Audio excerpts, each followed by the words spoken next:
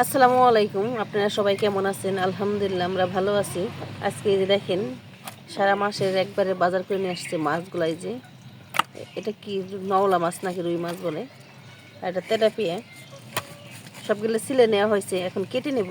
দেখেন দেখেন এই যে মাছগুলো আমি কেটে নেব, করে পিস করে নেবে যে দেখেন সবগুলো এরকম করে পিস করি। আর আমাদের ভিডিওটা ভালো লাগলে একটু লাইক শেয়ার করে দিবেন। দেখেন সবগুলো একভাবে কেটে নেব।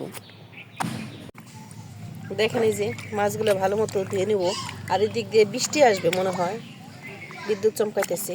দেখেন মাছগুলো বাজার থেকে যে আঁশটাগুলো ফেলে আনছে, তো ওই জন্য একদম বাজেভাবে কাটা হয়েছে। দেখেন মাথাগুলো একদম বাজে করে ফেলছে। যে আমি এভাবে কাটি না, পিসটা করা কষ্ট হয়ে গেছে, মাছের ডিমও হয়ে গেছে। দেখেন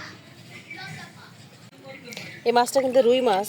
এই যে রুই মাছের একদম ডিম হয়ে গেছে। এই যে এই মাছটা খেতে কিন্তু দারুণ। দেখেন এই যে মাছগুলো সবগুলো আমি প্যাকেট করে রাখছি, এই যে এইভাবে একদম ধুয়ে রেখে দিছি যাতে সারা মাস হয়ে যায়। মাছ আর কিনবো না, এখন শুধু মুরগি কিনবো, তাহলেই হয়ে যাবে। আর এটা একটা আমি ফ্রাই করবো, একটা রেসিপি বানাবো। দেখেন এই যে ই করে